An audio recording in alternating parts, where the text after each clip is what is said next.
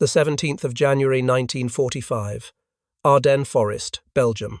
The fog hung thick between the pine trees, white and cold as cemetery marble. SS Obersturmführer Klaus Hartmann stood in the cupola of his Panther G, scanning the frozen horizon through Zeiss optics that had once represented the technological zenith of German engineering. His breath formed small clouds in the frigid air. The forest was silent, except for the distant rumble, a sound he had learned to recognize with the instinct of a hunted animal. It was not the sharp crack of German 75mm guns or the guttural roar of Tiger engines. It was something else, something continuous, something that never seemed to stop, the sound of American steel. Hartmann had been told many things during his training at Paderborn in 1943. He had been told that one German tank was worth 10 Allied tanks. He had been told that superior engineering, superior crew training, and superior tactical doctrine would compensate for any numerical disadvantage. He had been told that the Panther, with its sloped armor, its long 75mm QG K-42 gun, and its theoretical invincibility at range, was the answer to the crude Soviet T-34 and the mediocre American Sherman. He had believed these things with the fervor of a young man shaped by propaganda and the intoxicating early victories of the Blitzkrieg years. What SS Obersturmführer Hartmann had not been told, what no German tank officer had been prepared to comprehend, was that the Americans would simply build more, not better, not more advanced, just more.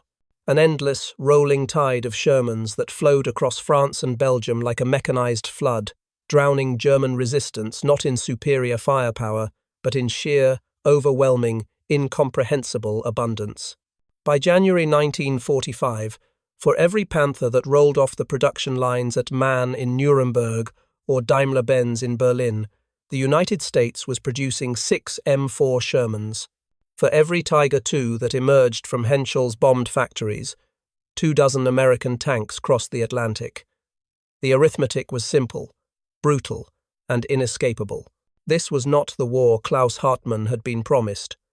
This was something else entirely, a revelation written in the language of industrial capacity, a sermon preached by assembly lines that never slept. The Americans called it the arsenal of democracy. The Germans had no name for it. They simply called it the end. To understand the shock that German tank officers experienced on the Western Front in 1944 and 1945, one must first understand what they believed about themselves, their machines, and the war they thought they were fighting.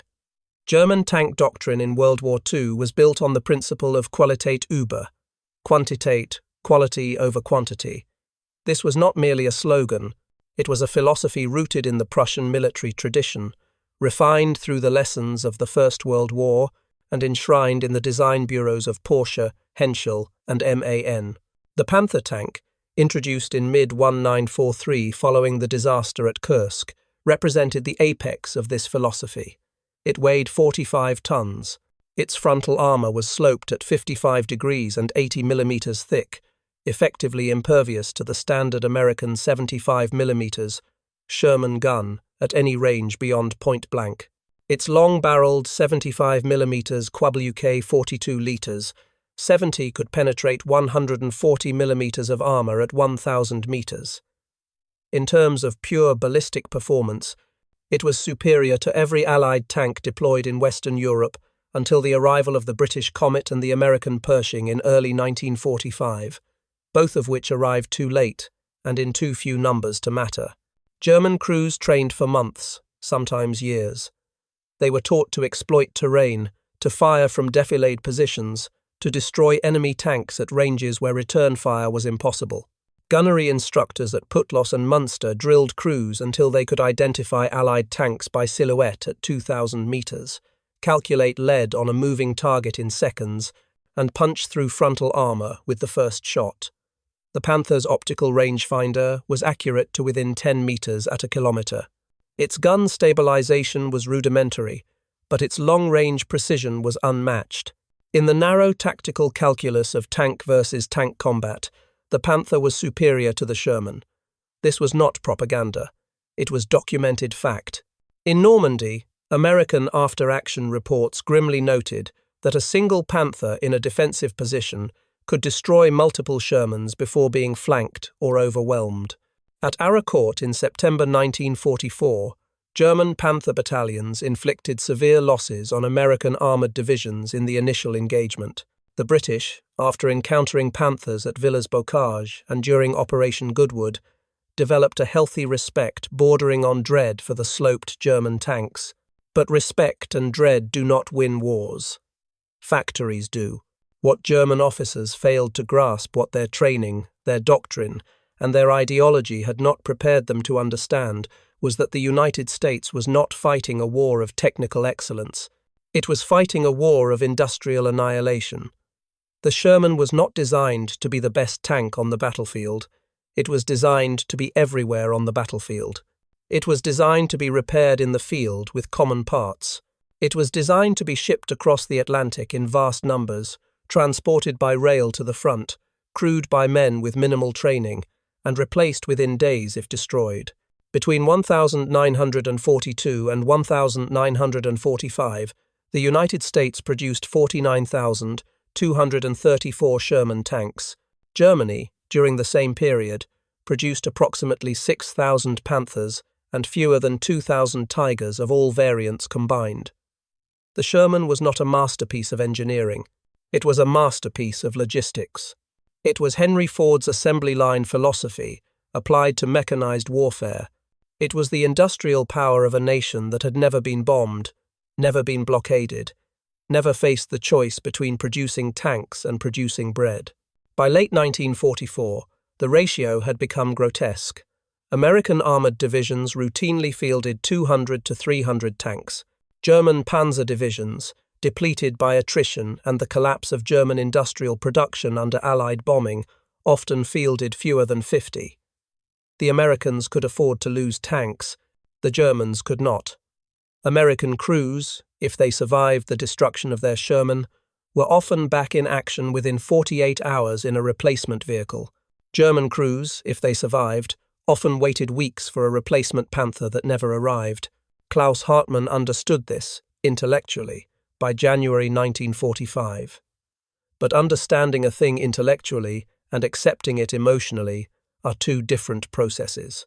In the cupola of his Panther, scanning the fog-shrouded forest, he still clung to the belief that German superiority would manifest itself in the next engagement, that training and tactics would compensate for the absence of fuel, the absence of spare parts, the absence of air cover, and the absence of hope. The rumble in the distance grew louder. Hartmann raised his binoculars. Through the fog, shapes began to emerge. Not one shape, not two, not five, dozens. A long column of M4 Shermans advancing in line abreast, their 75mm guns traversing slowly, methodically, their tracks churning the frozen mud into black slurry. Behind them, more Shermans, and behind those, more still. An entire American armored regiment, perhaps more, moving forward with the inevitability of a glacier. Hartmann's gunner, Feldwebel Ernst Kohl, spoke quietly over the intercom. "Wie viele? How many?" Hartmann did not answer immediately. He counted. 12 visible in the front line, another 15 in the second echelon, dozens more emerging from the tree line behind them, their exhaust creating grey plumes in the cold air. Somewhere in his memory, a line from his training manual surfaced. A well-positioned Panther can destroy 5 enemy tanks before being forced to reposition. It was a comforting thought. It was also irrelevant. There were not 5 enemy tanks. There were 50, perhaps 100. And behind them, across the Atlantic, in the factories of Detroit and Chicago and Cleveland, there were thousands more. "Zu viele," Hartmann finally replied. "Too many." The mythology of German armoured superiority did not die easily. Even as the Red Army encircled Berlin and American tanks rolled across the Rhine, German tank officers clung to the narratives they had been taught. These narratives were not entirely false. In isolated engagements, under ideal conditions, a Panther could indeed destroy multiple Shermans. But wars are not won in isolated engagements. They are won in cumulative attrition, in logistics, in the ability to replace losses faster than the enemy can inflict them. Captain Belton Cooper, an American ordnance officer who served with the 3rd Armored Division, documented the brutal arithmetic of Sherman losses in his post-war memoir. He noted that his division lost an average of 1 Sherman for every Panther destroyed. This was, by conventional measures, an unfavorable exchange ratio. But Cooper also noted something that German officers failed to appreciate. The destroyed Shermans were replaced within days. The destroyed Panthers were not. By the time the 3rd Armored Division reached the Elbe in April 1945, it had lost over 1,300 Shermans and had replaced nearly all of them. The German panzer divisions opposing them had ceased to exist as functional combat units. The psychological impact on German tank officers was profound. Hartmann's diary, recovered after the war, contains entries that trace his slow comprehension of what the Americans had achieved. In August 1944, after the breakout from Normandy, he wrote, "We destroy their tanks, and they bring more. We destroy those, and they bring more still. It is like fighting the sea." By December, his tone had shifted from frustration to something approaching awe. "They are not better tankers, they are not better soldiers, but they have something we do not enough. Enough tanks, enough fuel, enough shells, enough men, enough of everything. We have excellence, they have sufficiency, and sufficiency, in sufficient quantity, defeats excellence." This was the heretical realization that German doctrine had never accommodated. The entire edifice of German military thought, from Clausewitz to Guderian, rested on the assumption that superior training, tactics, and technology could compensate for numerical inferiority. This assumption had been validated in Poland, in France, in the early months of Barbarossa, but it had been validated against enemies who were themselves constrained by industrial limitations, by poor logistics, by inadequate doctrine.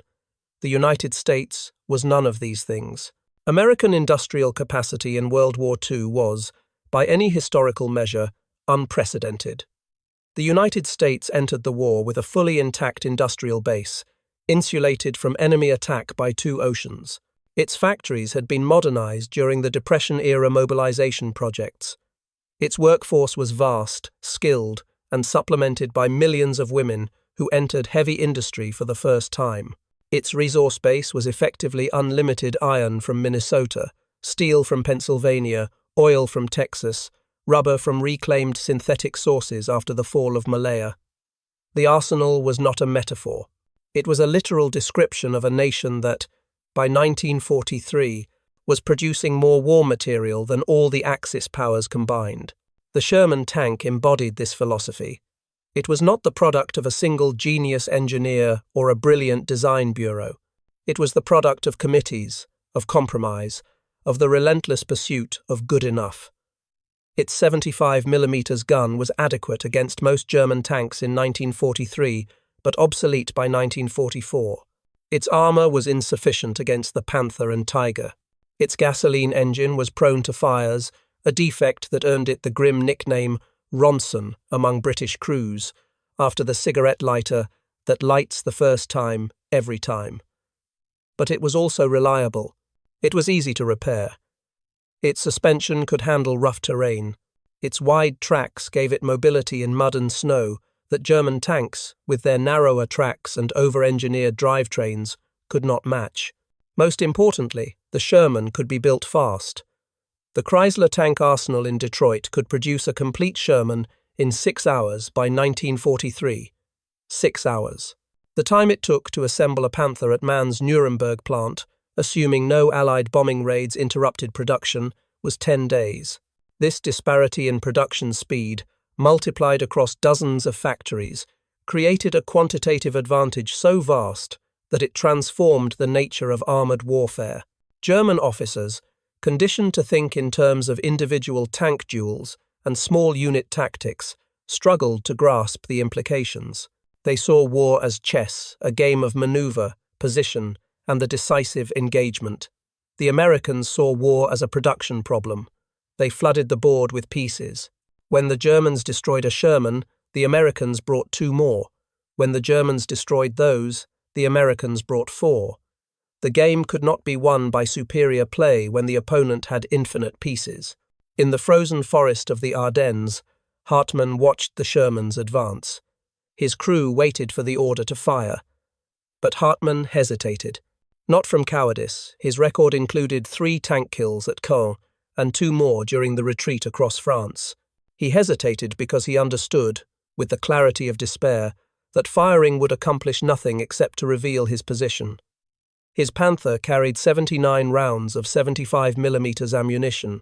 Even if every shot destroyed a Sherman, an impossible fantasy, he would run out of ammunition long before the Americans ran out of tanks, and then they would come for him.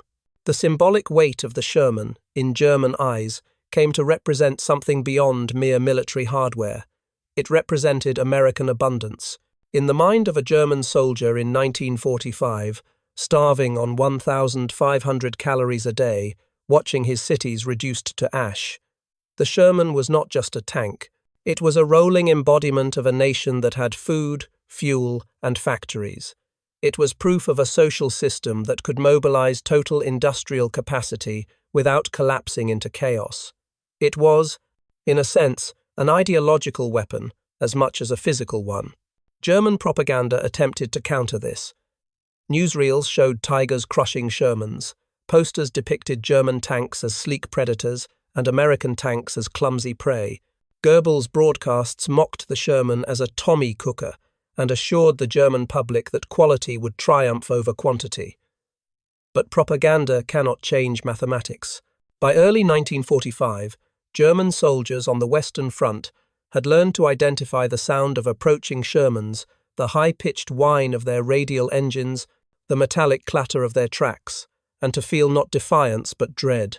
Hartmann's gunner adjusted the range drum on his sight. "Soll ich führen? Should I fire?" Hartmann looked at the column of Shermans, now less than 800 meters away. Behind them, through gaps in the fog, he could see more. An entire regiment, perhaps a division. The mathematics were inescapable. Even if his Panther destroyed 5, 10, 15 Shermans before being knocked out, there would still be 30 more. And when those 30 advanced, there would be no more Panthers to stop them. The reserve panzer divisions that had been promised were destroyed in the Falaise pocket. The fuel that had been allocated was consumed in the futile Ardennes offensive. The reinforcements that were supposed to arrive had been diverted to the Eastern Front, where the Soviets were closing on Berlin with 6,000 tanks. "Nein," Hartmann said quietly. "Rückzug. Langsam. No. Withdraw. Slowly." The Panther's engine coughed to life. The driver engaged reverse gear. The great tank, 45 tons of sloped steel and German engineering pride, backed slowly into the forest, its long gun still trained on the advancing Americans. It was not a retreat driven by cowardice. It was a retreat driven by the cold logic of unwinnable arithmetic. The American philosophy of mechanized warfare was not born from a desire to overwhelm opponents with mediocrity. It was born from a clear-eyed assessment of America's strategic advantages and limitations. The United States Army in 1940 was small, poorly equipped, and untested. It had no tradition of armored warfare. It had no experienced panzer commanders. What it had was industry. General George C. Marshall, Army Chief of Staff, understood this. So did industrialists like Henry J. Kaiser and William Knudsen. The decision to mass-produce the Sherman, rather than wait for a more advanced design, was not a failure of imagination. It was a calculated strategic choice. The Sherman could be produced in existing factories with existing tooling. It could be shipped in the hold of a Liberty ship 6 Shermans per vessel. It could be crewed by men with 3 months of training. It was not the tank that would win individual duels. It was the tank that would win the war. This philosophy extended beyond the Sherman. The Americans applied the same logic to aircraft, to trucks, to artillery, to ammunition. The C-47 transport plane was not as fast as German transports, but the United States built 10,000 of them. The M1 Garand rifle was not as cheap as the Soviet Mosin Nagant, but it gave American infantrymen a rate of fire that no other army could match. The DUKW amphibious truck was not elegant, but it could drive off a landing craft and onto a beach, carrying supplies directly to the front line. Everything was designed for mass production, for ease of maintenance, for logistical simplicity. German officers, trained in a military tradition that prized the decisive battle and the elegant maneuver, found this approach aesthetically offensive. It was not how war was supposed to be fought. War was supposed to be an art, not an industrial process. But the Americans did not care about aesthetic considerations. They cared about results. By the spring of 1945, those results were undeniable. The German army, once the most formidable military force in Europe, was collapsing not because it had been outfought in decisive battles, but because it had been outproduced, outsupplied, and outsustained. German tanks sat immobile for lack of fuel. German aircraft could not fly for lack of pilots and parts. German soldiers went hungry because the rail network had been destroyed by Allied bombing. The Germans had built better tanks. The Americans had built more of them. And more had proven to be its own kind of quality. Hartmann's Panther retreated 5 kilometers before the engine overheated, a chronic problem with the Maybach HL 230 P30 engine, which was overstressed and prone to failure. The driver shut down the engine to let it cool. In the silence, Hartmann could still hear the rumble of the Sherman column, now moving past his position. He climbed out of the cupola and stood on the rear deck, smoking a cigarette he had saved for weeks. The tobacco was stale. It did not matter. One of his crewmen, a young loader named Hans Dietrich, asked the question they were all thinking. Herr Obersturmführer, können wir gewinnen? Sir, can we win? Hartmann did not answer immediately. He looked at the forest, at the smoke rising in the distance where American artillery was pounding German positions, at the grey winter sky empty of Luftwaffe aircraft. In his mind, he calculated. 6 Shermans for every Panther, 10 American trucks for every German one, 100 American aircraft for every Messerschmitt that could still fly. The numbers were not close. They were not even in the same category. The war had become a contest between a man with a sword and a man with a machine gun. The outcome was predetermined. Only the timing remained uncertain. Nein, Hartmann said finally. Wir haben schon verloren. Wir wissen es nur noch nicht. No, we have already lost. We just don't know it yet. The final weeks of the war in Europe saw German tank officers confronting a reality that their training, doctrine, and ideology had rendered unthinkable. The Americans did not just have more tanks, they had more of everything. They had air superiority so complete that German vehicle movement in daylight was suicidal. They had artillery in such quantities that entire German battalions were annihilated before they could engage. They had logistics so efficient that hot meals were delivered to frontline troops daily, while German soldiers scavenged for food in abandoned villages. The Sherman became, in the final accounting, not just a weapon, but a symbol. It symbolized the chasm between German and American industrial capacity. It symbolized the futility of fighting a war against an enemy who could replace losses faster than they could be inflicted. It symbolized, most painfully for German officers raised on the mythology of Prussian military excellence, the triumph of quantity over quality, of pragmatism over elegance, of industrial democracy over martial aristocracy. Hartmann's war ended in a muddy field in Bavaria in late April 1945. His Panther, out of fuel and out of ammunition, was abandoned by the roadside. He and his crew walked west, hoping to surrender to the Americans rather than the Soviets.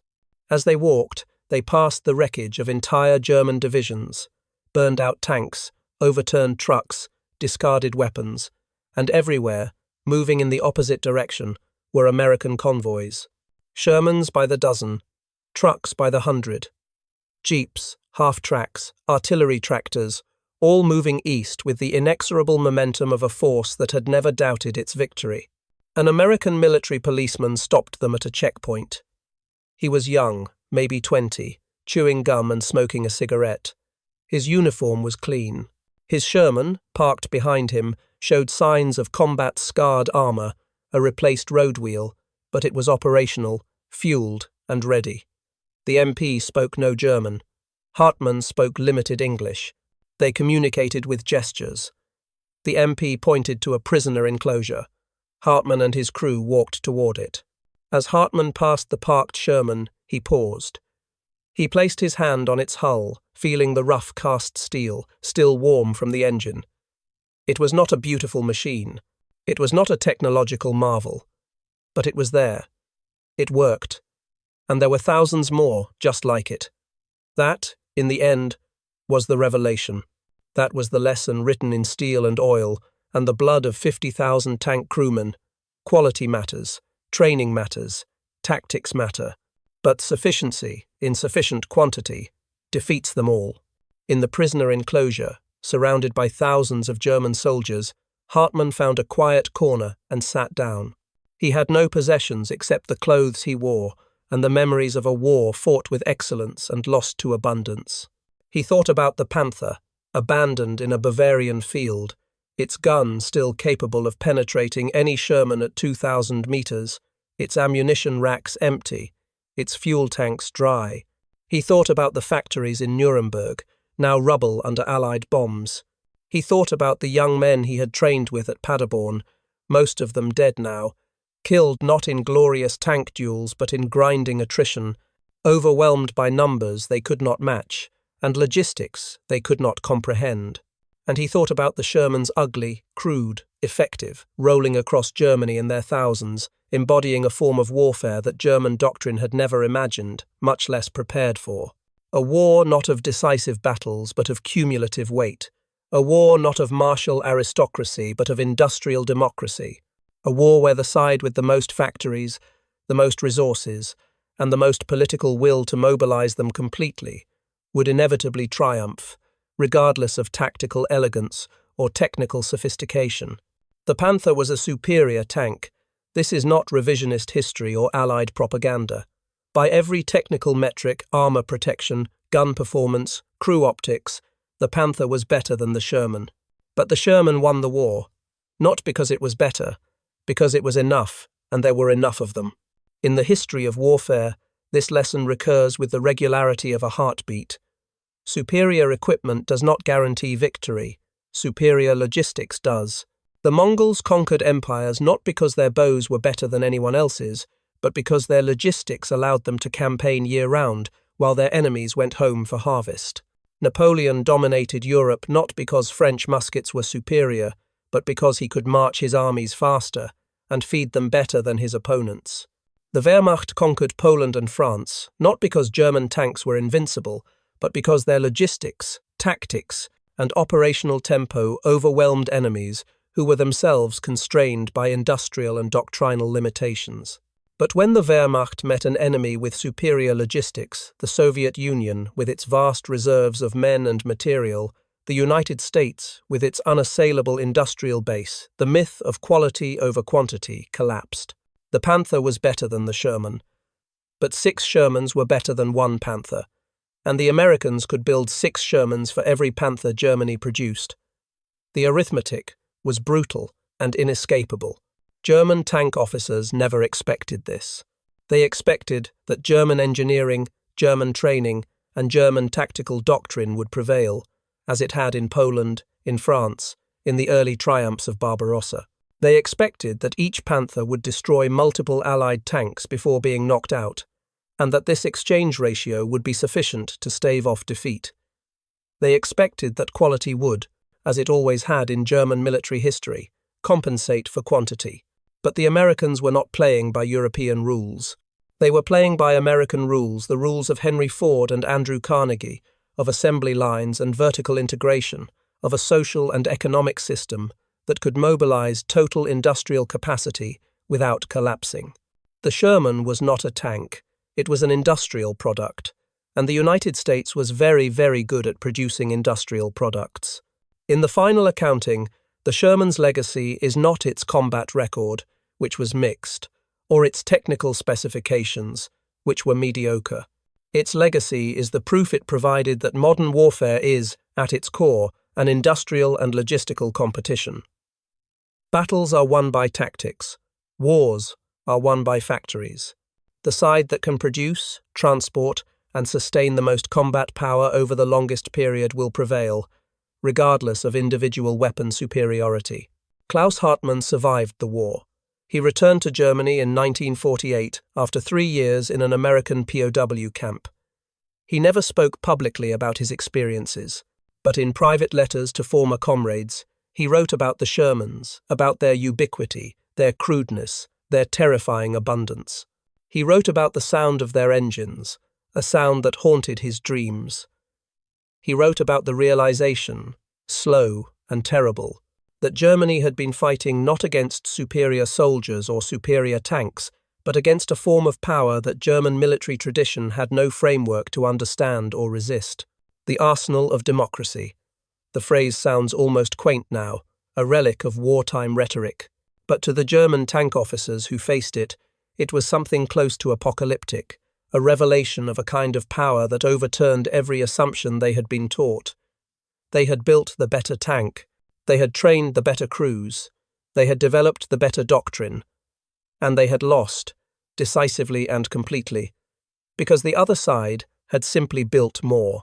In the ruins of post-war Europe, as the Marshall Plan rebuilt what the war had destroyed, the Sherman became a symbol of something beyond military power. It became a symbol of the capacity of democratic, industrial societies to mobilize overwhelming force when threatened. It was not a message about the superiority of American tanks. It was a message about the superiority of American productivity, of an economic and social system that could turn factories from cars to tanks, that could train millions of workers and soldiers, that could project power across 2 oceans simultaneously and sustain that projection for years without collapsing. The Panther was an engineering masterpiece. The Sherman was a logistical masterpiece. History, in this case, valued the latter more highly. Hartmann died in 1983, in a small apartment in Munich. Among his possessions was a photograph, taken by an American soldier in April 1945, showing a line of abandoned German tanks along a Bavarian road. In the foreground was Hartmann's Panther, its long gun drooping slightly, its tracks splayed, already beginning the slow process of rusting into the earth. In the background, streaming past in an endless column, were American Shermans, dozens of them, heading east, toward a war that was already over, but did not yet know it. On the back of the photograph, in Hartmann's handwriting, was a single sentence in English, written decades after the war. They had enough. We did not. That was the lesson. That was the truth the Panther crews learned too late. Not that the Sherman was a better tank, but that better did not matter when the other side had enough. And the Americans always had enough. In the frozen forests and muddy fields of Western Europe, in the smoking ruins of Norman villages and German cities, the Sherman outnumbered the Panther 6-1. And in that disparity, in that overwhelming, incomprehensible abundance, lay the death of the Third Reich and the birth of a new understanding of what industrial warfare truly meant. It meant that the side with the most factories wins. It meant that logistics triumph over tactics. It meant that sufficiency, in sufficient quantity, is its own form of superiority. The German tank officers never expected this. By the time they understood it, the war was already lost.